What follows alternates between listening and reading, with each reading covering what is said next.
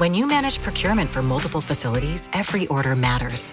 But when it's for a hospital system, they matter even more. Grainger gets it and knows there's no time for managing multiple suppliers and no room for shipping delays. That's why Grainger offers millions of products in fast, dependable delivery, so you can keep your facility stocked, safe, and running smoothly. Call 1-800-GRAINGER, click Grainger.com, or just stop by. Grainger, for the ones who get it done. Ladies and gentlemen, thank you for listening. Thank you for downloading.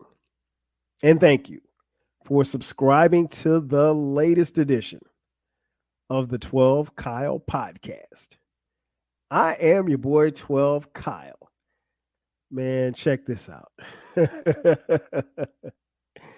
On this episode, we're going back. The other day, I was in Houston, right? And I'm going out and I'm going for a run. And it's literally 8 o'clock in the morning. So I'm trying to get a run in. And when I step outside, the heat literally smacked me in the face. And I mean, like, it was so hot. It really isn't supposed to be that hot that early in the morning, 8 o'clock in the morning. I mean, you know, normally most places it starts getting hot around 10, 11 o'clock or whatever the case may be. But this particular day, it was scorching. And that heat, I want to say it was like 92 degrees at 8 a.m. Nonetheless, it made me think back to the days of training camp. The days of training camp for me, what I mean by that is, as many of you know, maybe you don't know, I played college football at the illustrious South Carolina State University. As you can see, if you're watching on YouTube, thank you for watching. There's a helmet right here. It's my helmet. But yeah, it made me think about training camp.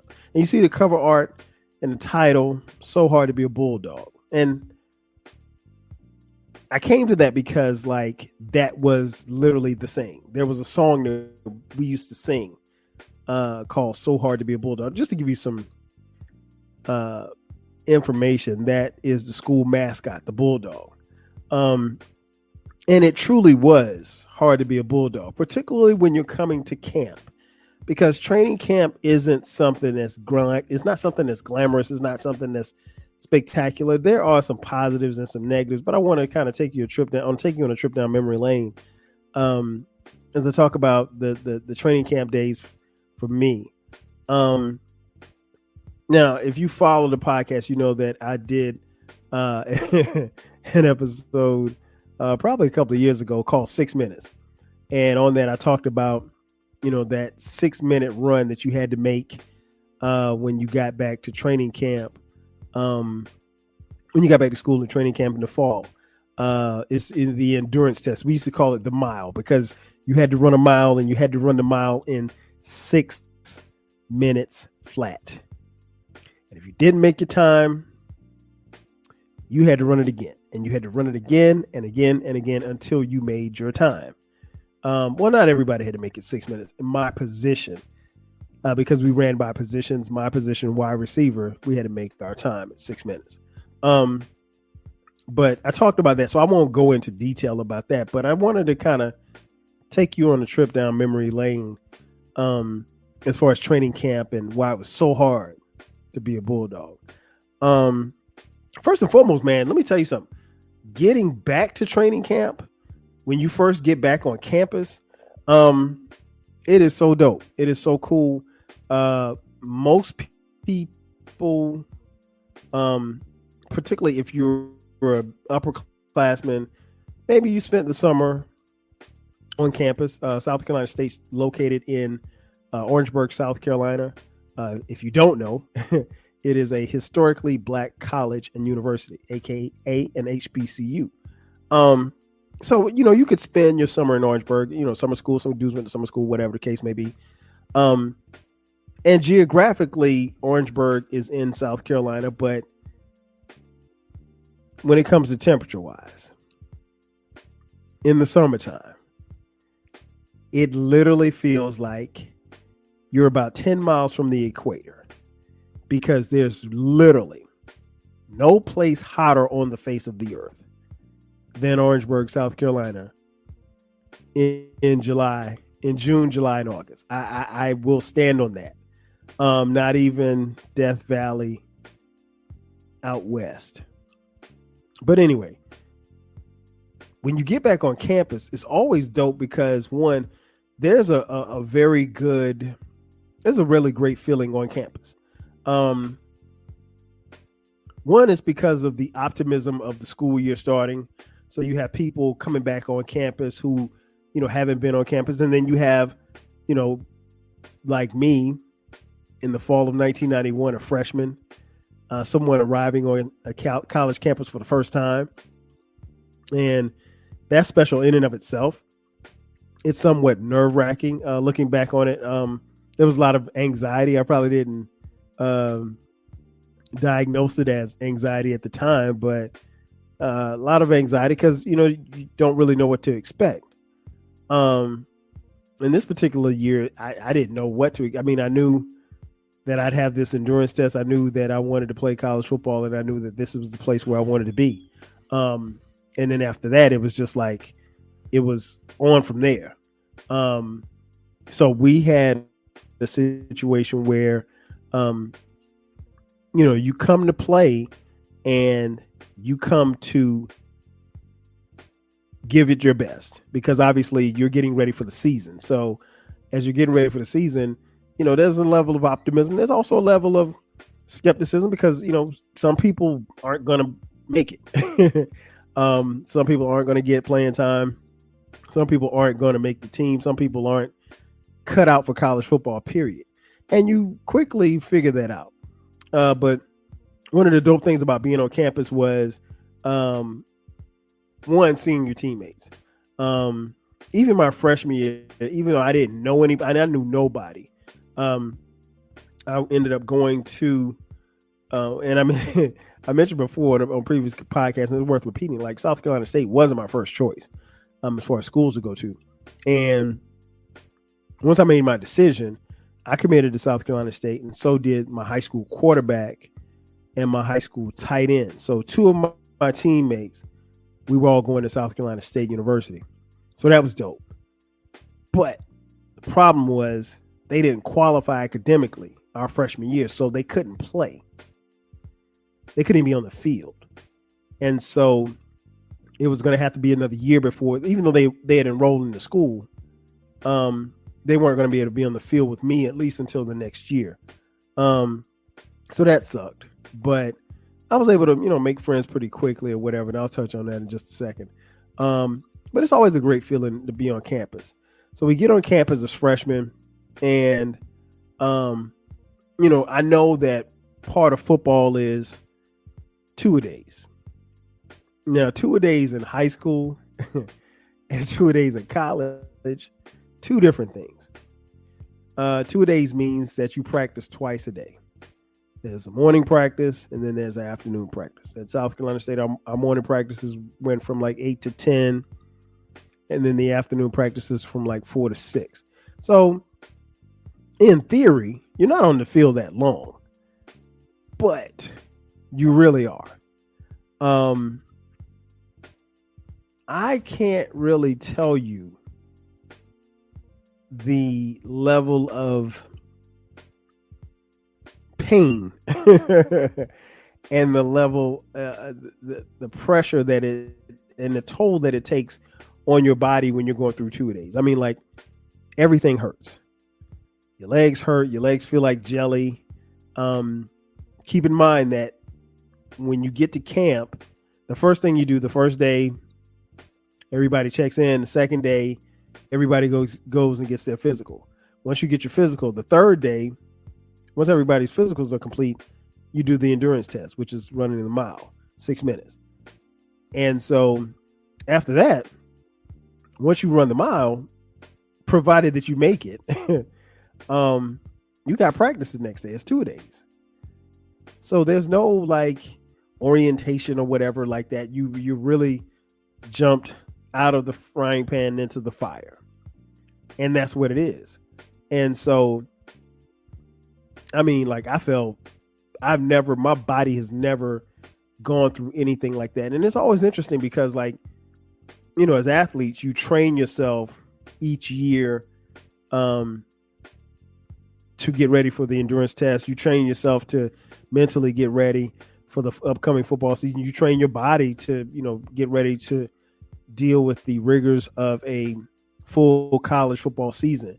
But it's a lot. And I mean, like people see the results on Saturdays, but they have no idea, what these athletes put themselves through just to get to that point, right? And you're doing it on scholarship. And if you're not good enough, they will cut you. So it's a lot of stuff at play here. And at least now, it wasn't the case in 1991, but now it's big business. I mean, college football is, $1 billion business, and they treat it as such. And so you have to show and prove. But anyway, so like we would go to practice, first practice. So let's say we ran the mile that on Monday, and then Tuesday we start practice. So the first 2 days, you get out there, and we might be in just shorts and helmets. And we had this drill or this event, if you will. It's called the county fair. Now, the county fair might vary. If you played sports, particularly if you play football and you're listening to this, you probably remember this. But the county fair, we had a thing called a county fair in high school too, where they had different drills set up around the football field, different agility drills, and everybody had to do them, and you rotated. And you do them for like 2 minutes or so, and then the coach blows the whistle, you rotate to the next one. The county fair was rough because you're training and working on different parts of your body. And again, it's Orangeburg, South Carolina. So it's 90 degrees at 8 o'clock in the morning, just like it was that Houston morning. And so like, I'm like, wait a minute, like that's just a lot. And then keep in mind, you just ran a mile the day before. So your legs are just tired at the end of practice. Your legs are gone, feel like jelly. And you just want to sit down somewhere.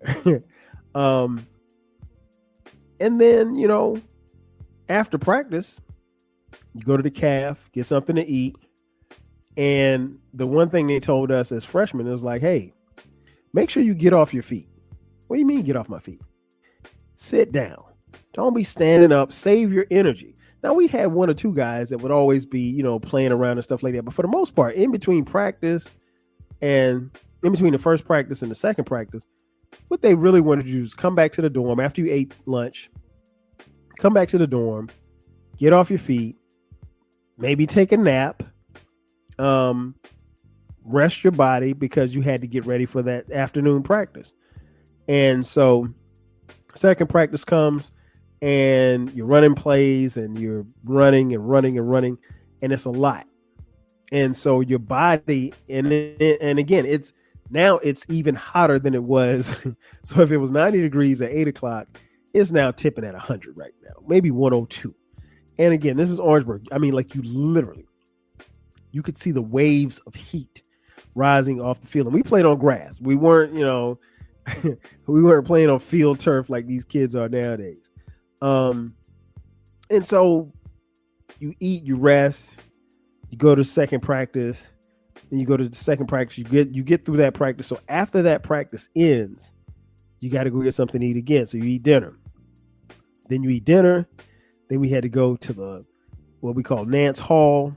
Shout out to Nance Hall. Go to Nance Hall, team meeting, watch film, and you do that for like another 2 hours. And then you go back to the dorm. Now, it's up to you once you go back to the dorm. I mean, you got a 11 o'clock, what was it, 10 or 11 o'clock curfew. I mean, you could try to do something or whatever, but the reality is that you really need to be asleep because guess what? You were back up the next morning to do the same thing over and over again. Now, keep in mind, training camp only lasted about 4 weeks. Of the 4 weeks, the first 3 weeks that we're in training camp, we are the only people on campus. There are no other students. There are no girls. The basketball team's not there. The track team's not there. It's just the Bulldog football team. And so you get to learn your teammates, to get more familiar and everything. You get a chance to bond. I was a little peeved because, by the time I got to South Carolina State, I had become a big fan of a program on TV called The Young and the Restless. And of course, I didn't have a DVR because this is 1991, but I got to go to sleep in between practices. I got to get some rest. I can't stay up and watch The Young and the Restless. Like you got to get some rest, even if it's only an hour or two. And so it was a lot, man. It was a lot. And you had to keep going. And I will say this about two-a-days, particularly the two-a-days that we went through, because it was so hard to be a Bulldog. You really didn't know what day it was. You did not know what day it was. Baylor, I'm telling you, it would be Thursday. Thursday and Monday look the same because you're doing the same thing. You feel me? And so like you never could get comfortable. It was a push. It was a situation where you really had to push yourself. And it was just a constant cycle. Watch film, go to practice. And some guys would go to breakfast. I don't think I would go to breakfast. I would go to lunch after practice. Because if you had to go to breakfast, then you would have to go up there at like 6:00. So you'd have to go eat breakfast, 6:00, go get taped because you wanted to tape your body. For those who got taped, I never got taped. I was superstitious about getting taped. So you go to breakfast at 6:00, finish eating breakfast, go to the stadium, get taped, get ready for practice, be on the field. And when I say practice started at 8:00, meaning that you had to be in your pads on the field. If practice started at 8, you had to be on the field at least 30 minutes before practice started. I played wide receiver, so you wanted to get out there and start catching some passes. And that was another thing too. I'll be honest with y'all. And I think I mentioned this on previous podcasts, but it's worth repeating.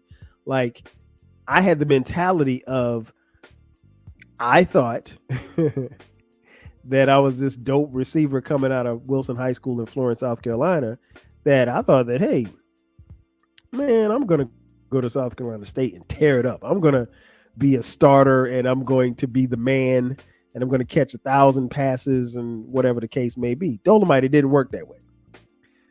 The reason why I say that is because, like, when you get to campus, when you get on the field, one of the first things you notice is that everybody's good. Everybody's good.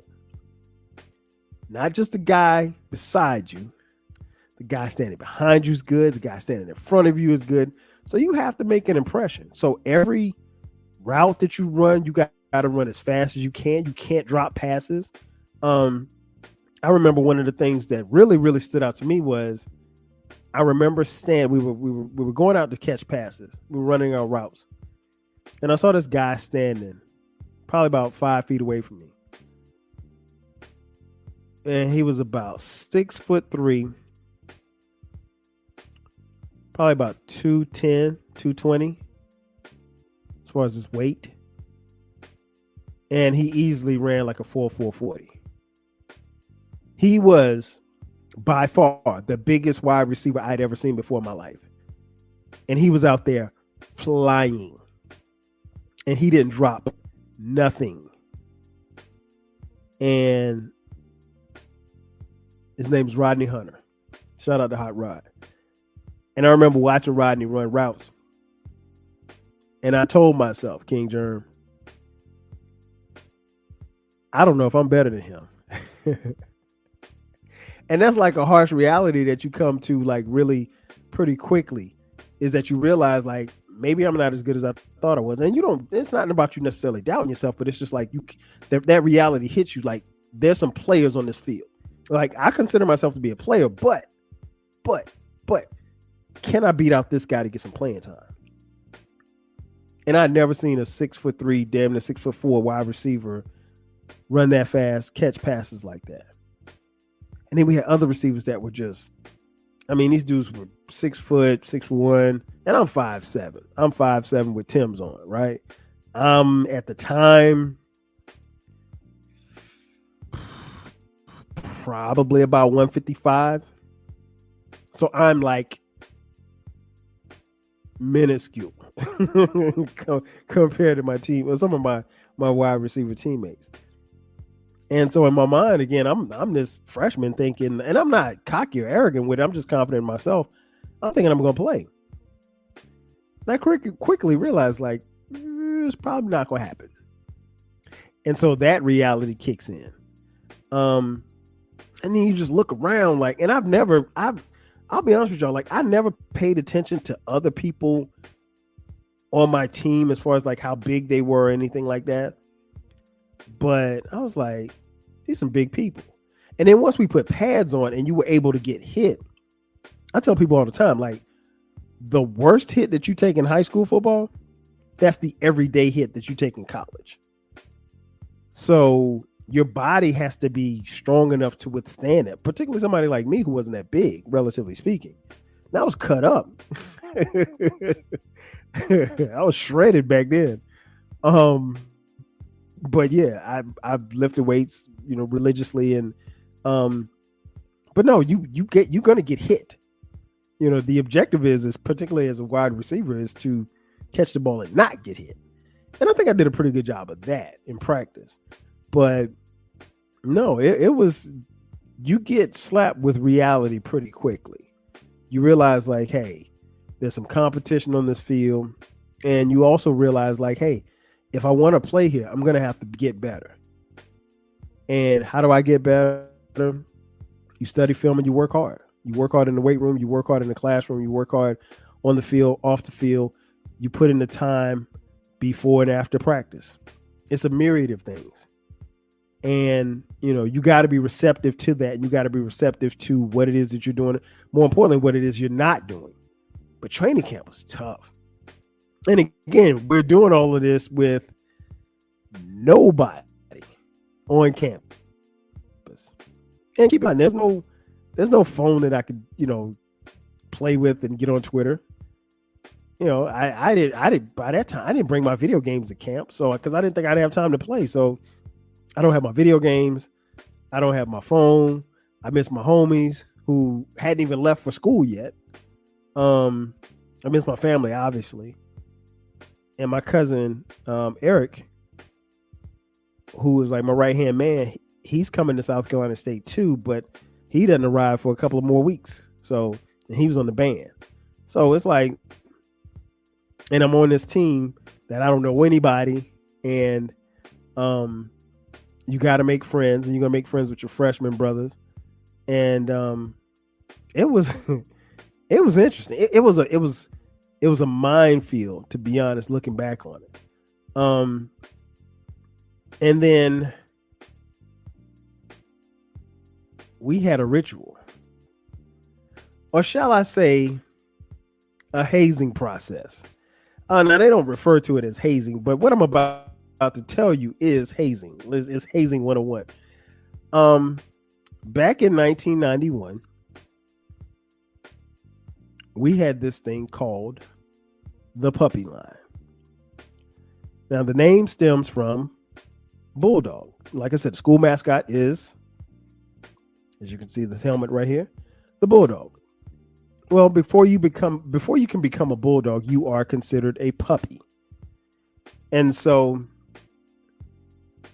before you could be considered a Bulldog and to receive the Bulldog benefits, if you will, or the props, you had to be a puppy. And so the first night that we're there, they say, hey, all of the freshmen and the guys who who's first year, who didn't get a chance to play last year, first year on the field. You guys come upstairs to room to room 350, and so everybody goes upstairs. So I'm walking up there, and I'm just with a bunch of freshmen. I don't know none of these dudes. I don't know nobody.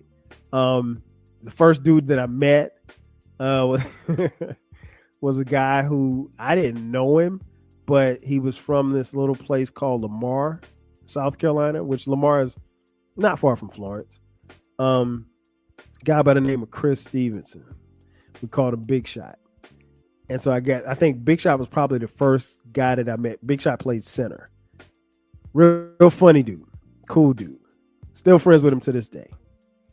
And he was the only person that I think by that time I'd even introduced myself to. So we get in this room and it was like, line up on the wall. So they had us line up on this wall. And we're about 30 deep. And they were like, well, hey, line up by height. So we line up by height. And now we don't know what's going on. We don't know. And nobody says, hey, you guys are going to be on puppy line. This is what it's going to be. It's going to be hazing and all of this. Nobody tells us nothing, right? So with me being one of the shortest, I think I was like puppy number one. And so we get there and they're like, some of the upperclassmen asking, hey, what's your name? Where you from? And I'm like, my name is Kyle. Where you from? I'm from Florence. What high school did you go to? I went to Wilson. Oh, you know Graham? Yeah, I know Graham. And Graham was upperclass. He was a senior. We went to high school together. I didn't know Graham that well, but I knew of him, and he knew of me. And Graham came in. He's like, "Hey, what's up, homeboy?" He was on. I take that back. So Graham was the only person that I knew on the team. Graham and Craig James, but they were older guys that played. They were like seniors when I was a freshman at Wilson. So I knew of them, but I didn't know them like that, And so at least I had two quote unquote homeboys on the team, but they weren't my homeboys. I didn't know them like that. So anyway, we're standing in this line, and then all of a sudden they're like, all right, this is what we're going to do. Y'all on puppy line right now. What do you mean? What the hell is puppy line? And so they proceeded to tell us the rules for being on puppy line. Again, this by definition is hazing 101, but we didn't consider it to be hazing. So first and foremost, you had to wear the puppy uniform. Plain white t-shirt,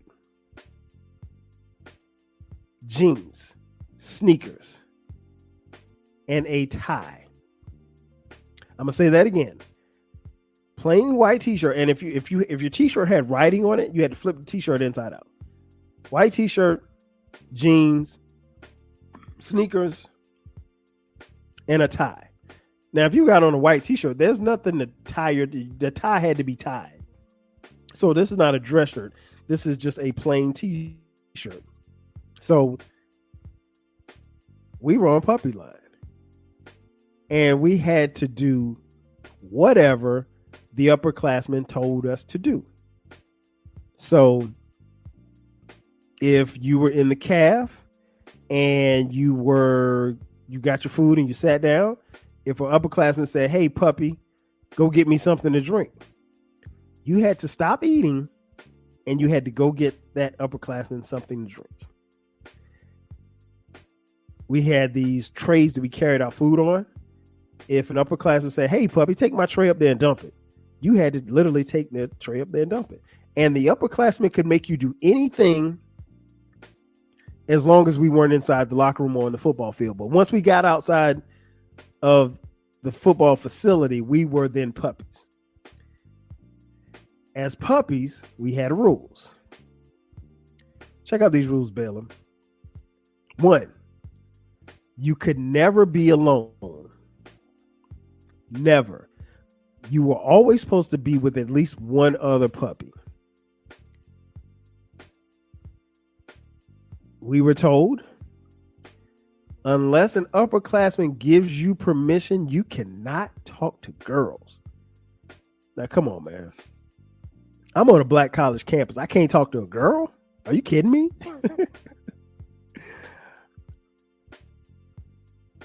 as puppies, you march in a line together. When we're going to Nance Hall, you're marching in a line together. Nance Hall was at the front of the campus. You're marching in a line together. And you could never, ever, ever, ever, ever let anybody break your line. And last but not least, as a puppy, you could not walk on the sidewalk. Now, our campus is pretty spread out, at least for that particular time. And there's sidewalks everywhere, but you couldn't walk on the sidewalk. If you violated any of those things that I just mentioned, you would get your hair cut off. Bald head. Now, keep in mind, folks, this is 1991. It wasn't cool to have a bald head. The only people that had bald heads back then was Michael Jordan and Montel Williams. And I don't even know if Montel was out then. So it might have just been Michael Jordan. He was the only person that had a bald head that looked cool. So you didn't want to get your hair cut bald. And then a brother like me, I had a high top fade. And I can't tell y'all how long it took me to grow said high top fade. So I didn't want nobody cutting my high top fade. And here's the caveat. If you violated the rules twice, well, the first time you're going to get your hair cut all the way off.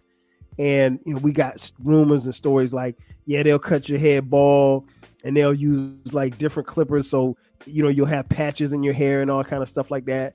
And they cut your mustache too. Like as puppies, you couldn't have any facial hair. Like, so you had to cut. So that wasn't part of the punishment, but just as puppies, you couldn't have any facial hair. I'm sorry, I forgot about that.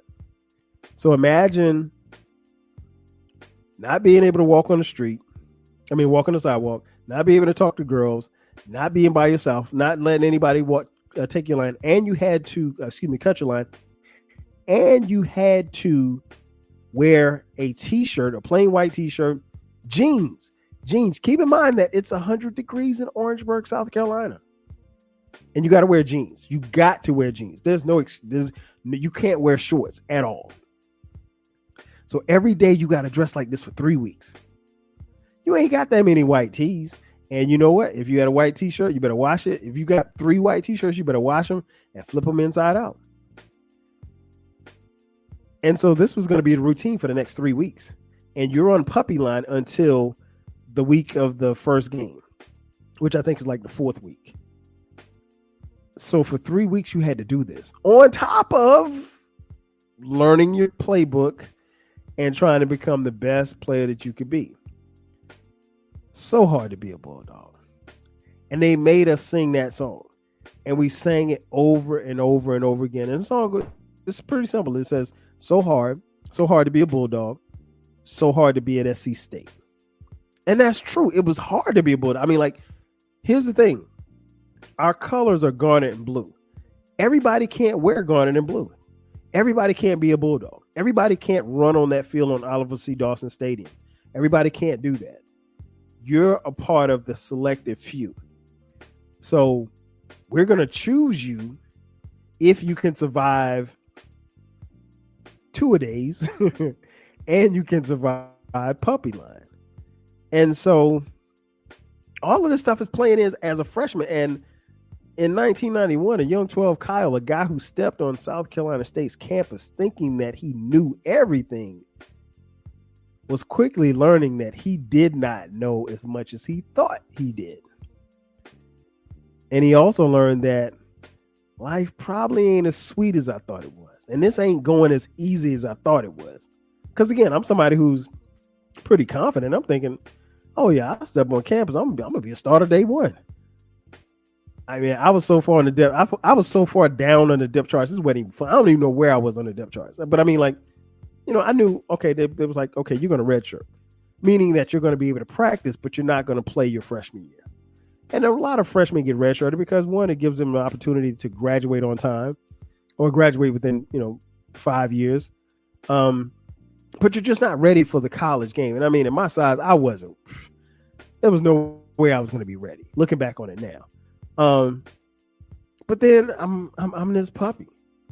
And so puppy line's going on. And the first night they had us in the dorm, we literally, almost get into a fist fight, because one of the upperclassmen pushed one of the freshmen and he pushed back. And so the next thing I know, somebody threw a blow.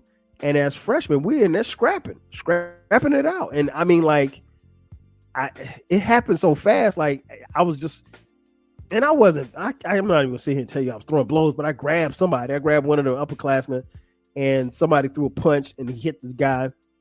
And I just remember, and then he broke it up or whatever like that. But it happened so fast. And I just remember, like, we bonded so quickly. Like, we literally on the first night were ready to fighting for each other.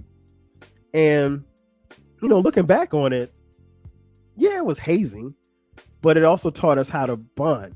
One, never be caught alone. That means you got to stick together.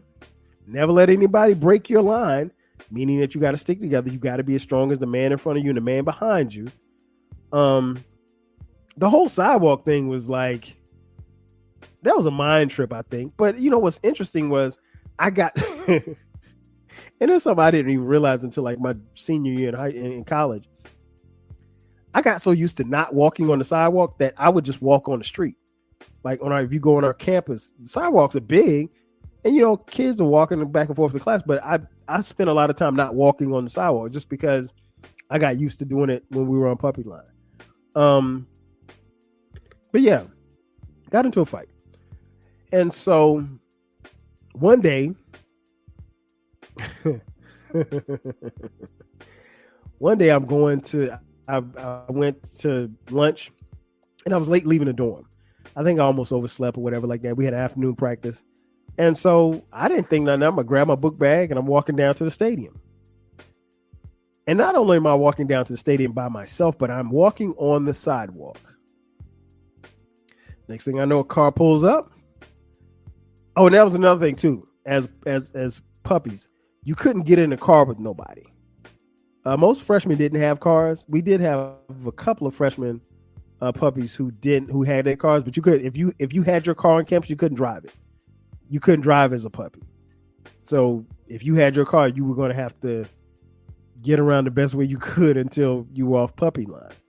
And so upperclassman pulls up and he sees me by myself and on the sidewalk. And he said, "Hey, puppy." He just rolled his window out. He's like, "Hey, puppy, come to room 105 tonight after practice." So I'm like, damn, shit. Can't believe it. I got caught out there, right? And so after practice, I came and they cut my hair bald. And I mean, I'm somebody who, like, it took me forever to get that high top fade. I mean, my high top fade wasn't like Kid from Kid and Play, but it was up there for me. And so now I don't have any hair on the top of my head. We're all puppies, so you can't have any facial hair. Now, full disclosure, I couldn't, when I was in high school, I couldn't grow like a beard or nothing like that. I would tell people my mustache was like, it was like a football field. There was 11 people, 11 hairs on one side, 11 hairs on the other side, like a football team in a football game, offense, defense. So I had offense, defense on my face. I had 4 pieces of hair up under my chin. And so I remember when they cut my facial hair, it was like, "Oh man, it's gonna grow back even faster, man. Don't even worry about it. Don't even trip." And I'm like, "Yeah, man, but nobody wants to be, no dudes want to be walking around with the butt face. I mean, you can't pull no girls with the butt face."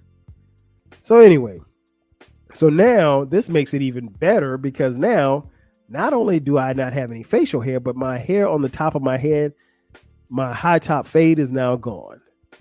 And I don't know if this is really where I want to be, because now I'm starting to have doubts.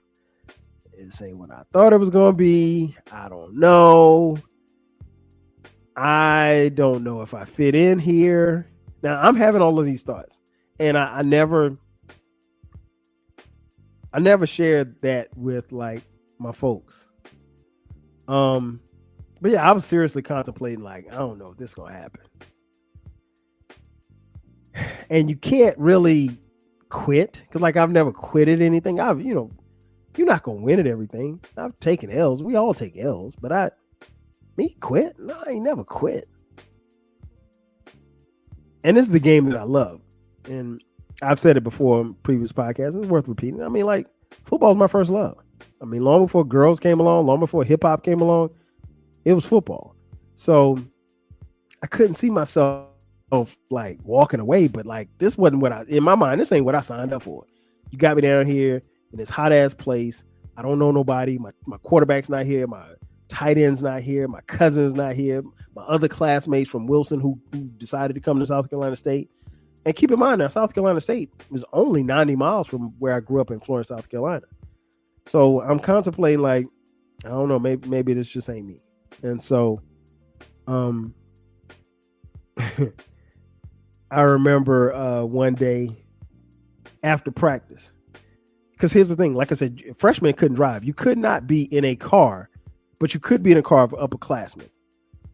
So I remember I think I was just standing around downstairs and in the dorm, and one of my teammates came in the lobby, and I don't know why. And I mean, I don't even, to be honest, up until that point, I don't even know if he had even said anything to me up to that point. And he walks in the lobby and he says, "Hey, young, you trying to get something to eat?" Yeah. Come on, let's go. And that teammate was a guy by the name of Orlando Brown. Orlando Brown, we called him Zeus. Zeus is from DC. Zeus was the biggest human that I'd ever seen before in my life. Zeus is probably about 6'9", about 320 pounds. And I mean, like, he wasn't fat. He was just a big, I mean, like, the biggest human you'd ever want to see. And I don't know what made Zeus pick me out. I didn't, like I said, I hadn't said anything to him. He just said, "Hey, come on, let's go get something to eat." And so we get in his truck, the white truck. We get in Zeus's truck and we go to Burger King. And again, now Zeus is big 6'9" big dude, and I'm this little 5'7" wide receiver.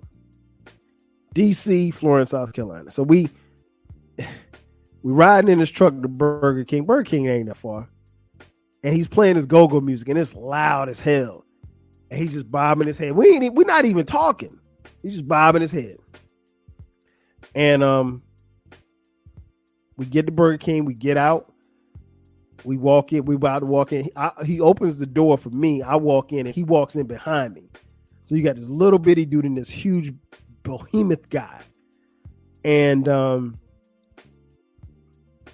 we order our food or whatever like that. And once we order our food, we get back in the truck. He turns the music down. He says, "Hey, man, where you from?" And I was like, "I'm from Florence, South Carolina." He said, "Hey, man, you're gonna be all right. You're gonna be all right." He said, "Man, I've been watching, man. You got a lot of heart. You're gonna be all right." He said, "Man, don't give up. Keep doing your shit." And I was like, "You think so?" He's like, "Yeah, I'm telling you." He said, "Now there's a whole bunch of dudes out there." He said, "Them motherfuckers ain't gonna make it, but you gonna make it." And he is crazy DC accent. I'm messing it up, but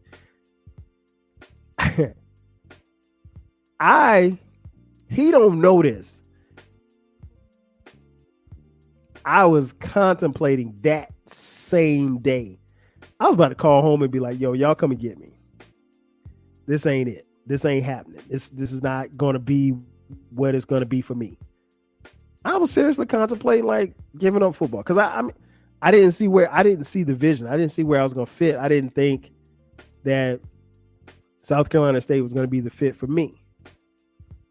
And I don't know how or why he did it, but I'm glad he did because he saw something. I don't know what he saw. He saw me practice, but I didn't think I looked any. It wasn't like I was out there like Randy Moss on people, but Big Zeus, man.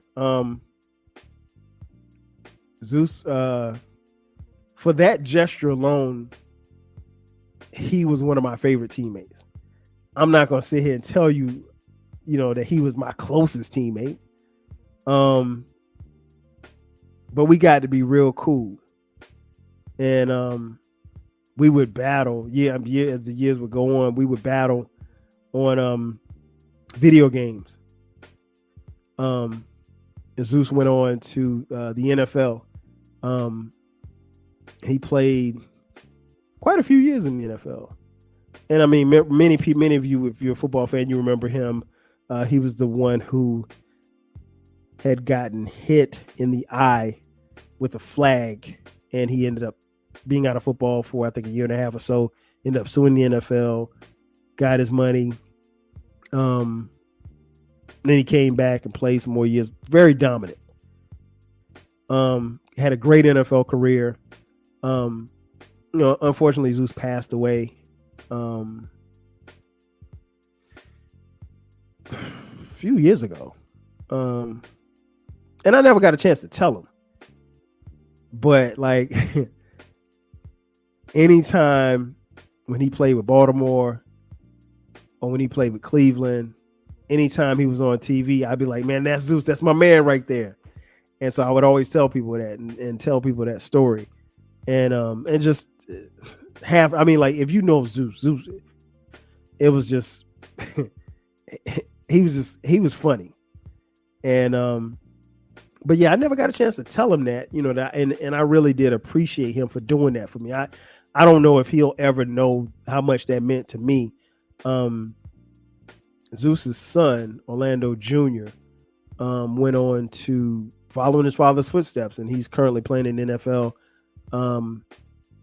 He won a Super Bowl ring last year with the Kansas City Chiefs, and he just signed with the Cincinnati Bengals at the time of this recording. He is, I want to say, the highest paid offensive tackle in the NFL, and he's been an all-star Pro Bowler for the last 3 or 4 years now. Good kid, really good kid. And a lot like his dad, man. A lot like his dad. But yeah, Zeus is one of my favorite teammates. One of my favorite. Not the closest, but anytime I tell the training camp story, I got to tell that story about Zeus. An even funnier story. So camp is almost over. It's almost time for the students to come on campus, and we had our media day, and this reporter was like, hey, they're pulling people here and there. They're talking to seniors and stuff like that. And we had a guy who's a senior. His name is Robert Porsche. Porsche was All-American coming into his senior year. And he actually became the highest draft pick from South Carolina State University. He was drafted number 26 by the Detroit Lions in the first round that year. But anyway, so it's Porsche's senior year. And this guy grabs me and he said, hey, would you mind taking a picture with Robert? We want to kind of compare and contrast your heights. Porsche is like a guy like 6'4", like 275, something like that. Great athlete or whatever. And so they wanted to have this big, this really big guy and this really little guy. And we're standing there, and we're standing on like the 50-yard line, and we're standing where we have our hands on our hips, and he's towering over me.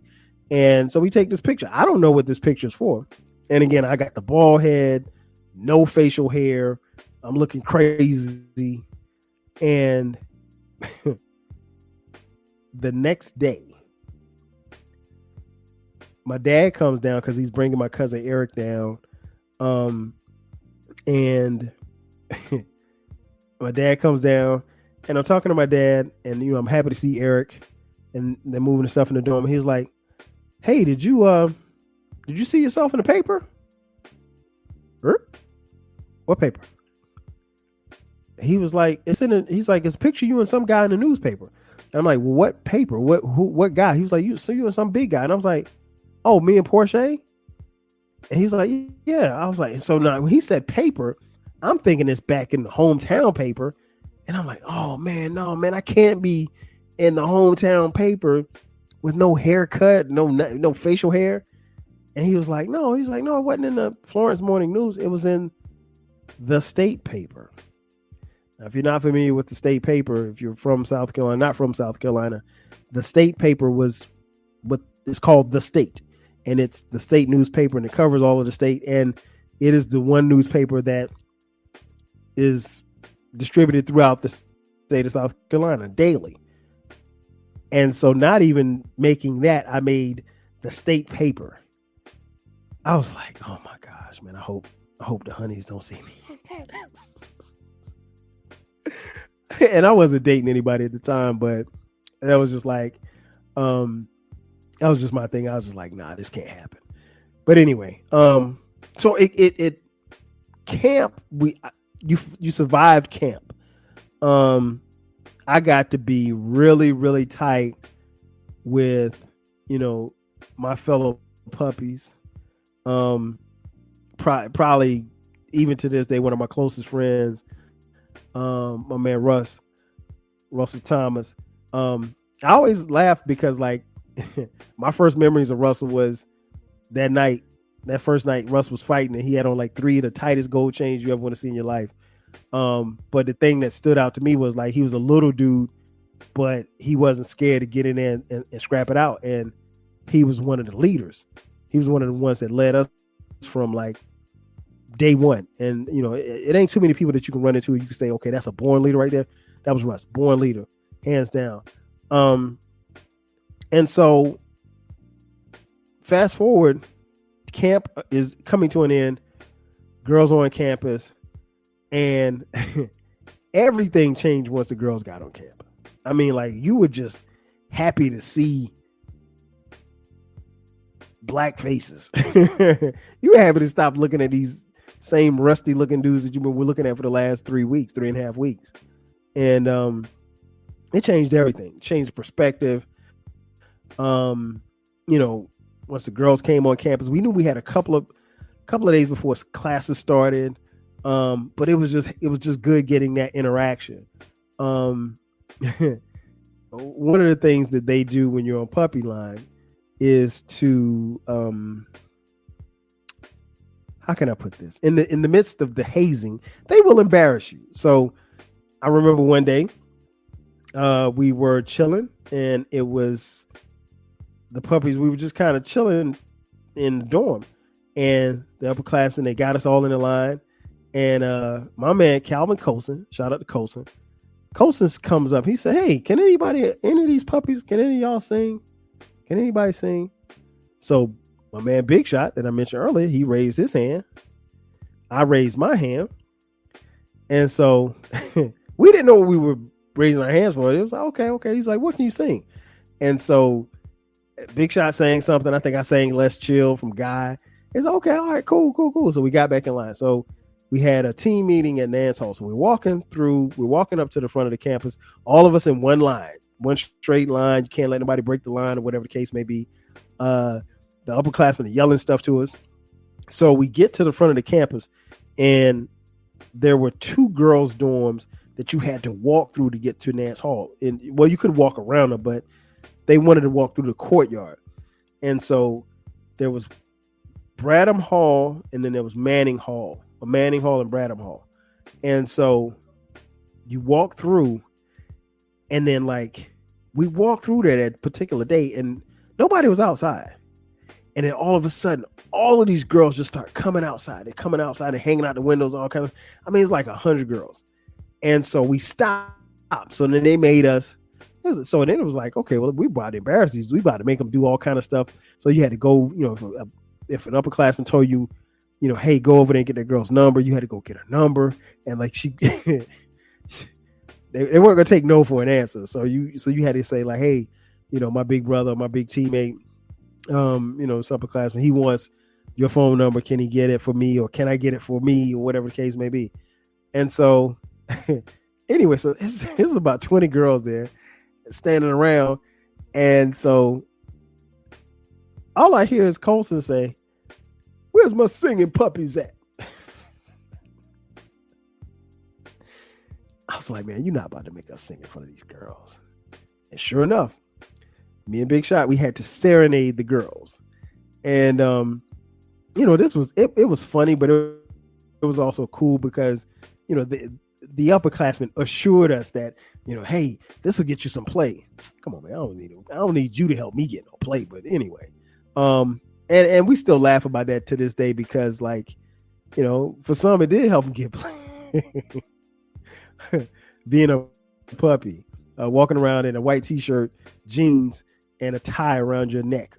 But yeah, training camp was all of that stuff. And I mean, it's a bunch of stuff that I've left out, but I mean, like, it was a lot of fun. It was tough though, but I mean, like, the words were so true. It's so hard to be a Bulldog. Everybody can't be a Bulldog. You learned a lot. I think more than anything, I learned how to push myself. The physical pain of going through practice and being tired, being fatigued, and your body being tired and fatigued, and just dealing with that heat, man. That heat was brutal, but you kind of got through it. You just found a way each day to get through it, and it kind of prepared you for the game, the football game that you were going to play, because in the football game, you're going to be banged up. You're going to be hurt. You're going to be, you're going to have adversity. You're going to have situations where you get down. Are you going to quit? That's the biggest thing. I didn't quit. And again, not a lot of people know about that conversation that I had with Zeus.